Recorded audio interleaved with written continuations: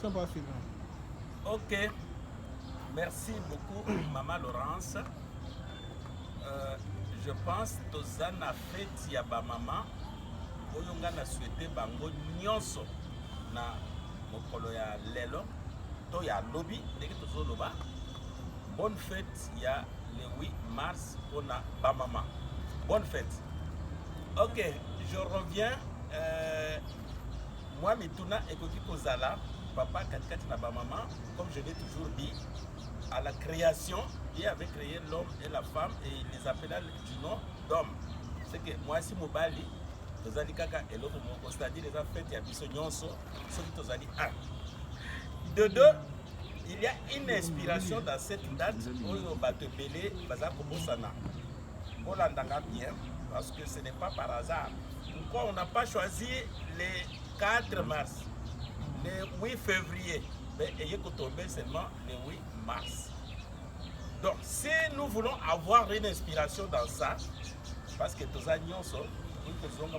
parce que si nous existons aujourd'hui, c'est grâce à notre tout-puissant Dieu qui nous a créés, qui nous a fait hommes, femmes. À la création, donc, à l'Obaki Boye. Nous avons les 9 fruits de l'esprit. Ce qu'on a dit, les fruits de l'esprit, on a 8e fruit. 8e fruit, balobi, ezali komi kitisa, bato batanga ka Bible. Komi kitisa. C'est que tout simplement on voulait recommander aux femmes que Ozala ya komi kitisa. C'est ça. Ok? Et puis le 8, ezali komi kitisa na mars za mwa ya misatu muto babengaka moto aza na biteni misatu, donc oza komi kitisa na kati ya 3 parties ya bomoto. Voilà, ça c'est l'inspiration à ne pas négliger. Oui. Merci. Je continue. Dans la fête, mais nous sommes dans notre service, notre carrière, nous travaillons sur le corps humain ou encore la médecine. Quelle est cette médecine? C'est la médecine traditionnelle que depuis 2012, nous avons été reconnus par l'OMS et c'était notre année, on avait déclaré. Pourquoi? On a dû constater qu'avec la médecine traditionnelle, résout beaucoup de problèmes, corrige beaucoup des anomalies. Or, ce qui t'a dit, introduction, il y a un problème, il y a une anomalie. Moi, j'ai résumé tout ça. Il s'agit bel et bien de la sexualité. Wana mokili mobimbo ozala nani ozala mobali ya ndenge nini butu okolinga kaka ozala kote ya mwasi yo pe mwasi ozala ya ndenge nini ata na ba logique na yo nyonso ozala kaka besoin na nani na mobali wana ata nani ata nzambe ya likolo nde moto asalaki eloko wana. Maintenant eloko wana po esalama bien ekomi na ba anomalie, ekomi na ba problème. Or que la création, il créa toutes choses. Et quand il créait, il disait toujours que cela était bon. Mais ma c'est ça qui est bon. Mais les noms, c'est ça le problème. Donc, nous sommes dans la médecine. Dans la médecine, c'est une anomalie, c'est une maladie. Parce que nous sommes là, c'est pour traiter des maladies. Voilà, là où j'allais chuter pour comprendre. Donc, ce sont des anomalies, c'est des maladies. Qu'est-ce qui fait que parce que Dieu, quand il avait créé, c'était bon, c'est-à-dire, je vais parler de ma face mibale. En tant que mobali, je ne peux pas dire mibale, mais je ne peux pas basse. Mais ils ont commandé Geni. Donc, nous sommes faits pour ça et nous sommes là pour ça. Alors, tu as constaté que les animaux ont une anomalie. Voilà, l'honneur, louange, grâce soit rendue à notre Dieu. Il y a Kopona, Mouto, il y a Pamba, il y a Pamba, il y a pour résoudre les problèmes, il y a Minene, Baluka, Bakokate. basala basuka kaka ke incurable ceci c'est là, mais louange gloire à notre Dieu ya ko révéler mwana na ye oto bengi ya muke et pas batu mususu mais munene et pas ya Nzambe pona ko zwa mayele o nyonso ya ko bibisa ke eloko soki eza boy soki tosali boy esengeli ezonga boy. Voilà, c'est là où nous sommes.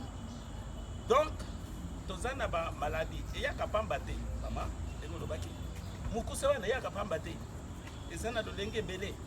Donc pour moi j'appelle ça c'est une maladie parce qu'on parle il y a sexe il y a mouké, c'est un sexe malade. Donc ce qui est malade c'est qu'il faut traiter ça. On a traité nango, qu'est-ce qu'il faut? Nous nous recourons maintenant à la tradition.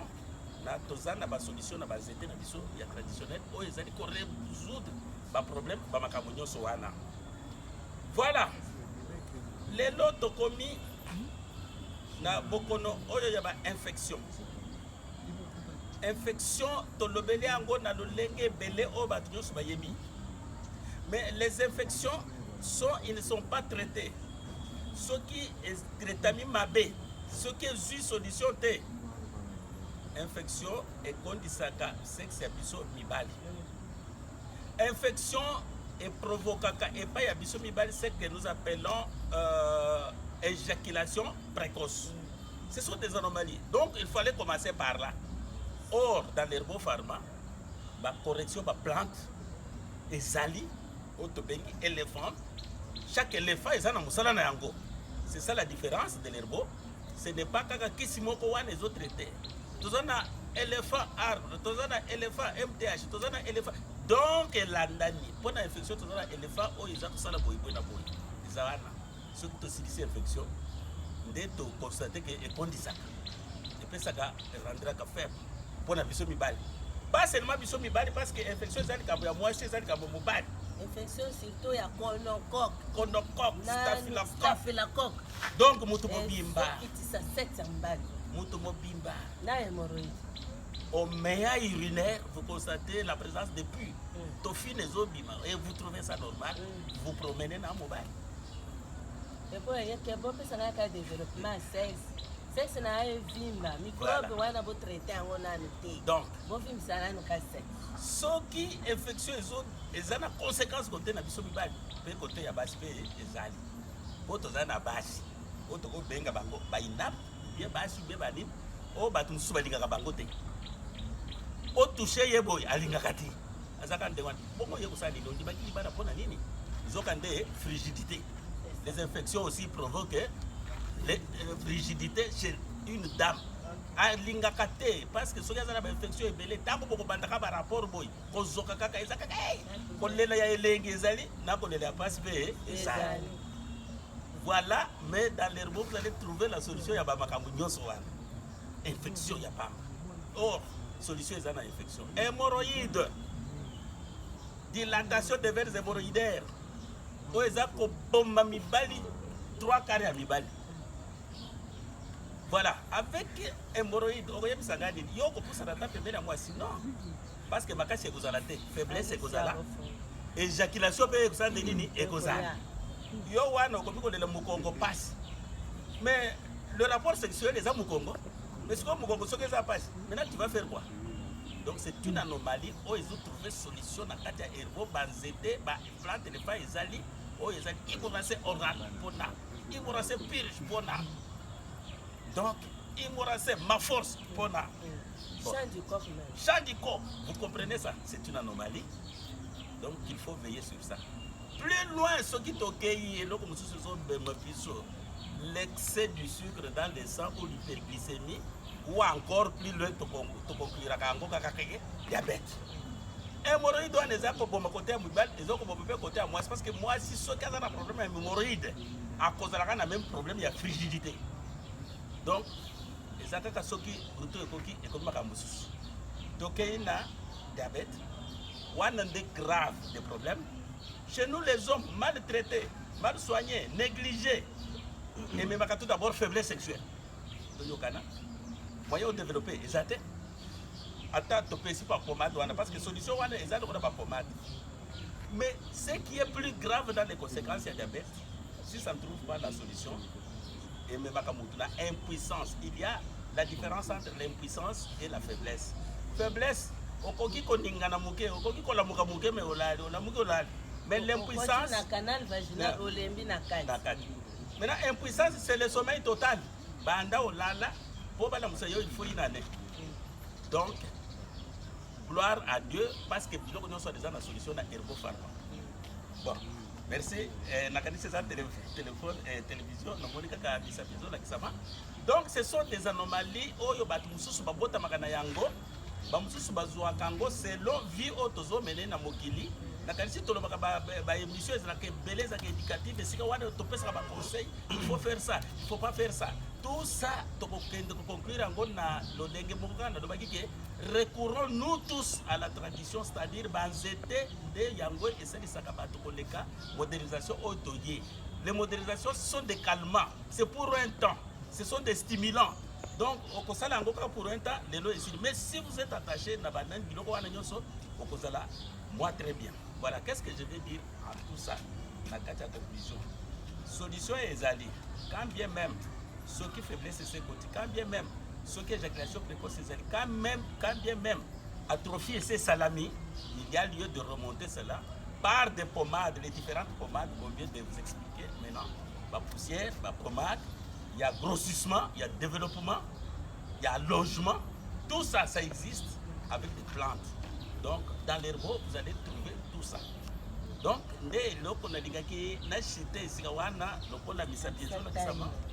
donc, essayez le bomaki. Parce que c'est taille normale. C'est si vous êtes même à 20, 21, 22, allez plus loin. C'est bien. Mais attention, parce que moi, je vais être à 30. 30, c'est ça. Ne négligez pas. Bon, voilà, c'est ça. C'est comme on a dit là, à partir de 18, 19, 20, quand même c'est bon. Maintenant, traitement exali. Rapprochez-vous auprès de nous pour avoir tous ces produits-là, surtout à Brazzaville, au Nazo Dobela, nous en avons rue Bomitaba, numéro 29, marché Mungali, croisement avenue de la Paix, dans l'ancêtre de l'ancien cinéma Vox. C'est là que vous allez trouver tous ces produits, toute ma pommade, ma cambouignon, so balobi, ezala basi, ezala mibali, nde yango et celle qui vie à moi, c'est la mobile ezala. Sinon, au cas contraire, aujourd'hui nous avons les divorces, aujourd'hui nous avons les séparations, aujourd'hui nous avons déconnage, infidélité, suite il y a une anomalie, mais oyo zambe, c'est vrai que si vous arrivez là-bas, vous aurez la solution. Bon, merci à vous. Bonne guérison déjà à l'avance. On a ici adresse Bomitaba 29, croisement de la Paix. Mbote mingi, Mama Stéphanie Maître, ndengo indika kabato, na indike bato kaka na étage wana, nde tozalaka wana, na pesi mbote, na pesi Mama ya bana na ngai mbote nazana bango 12 kazie mobile. Merci beaucoup.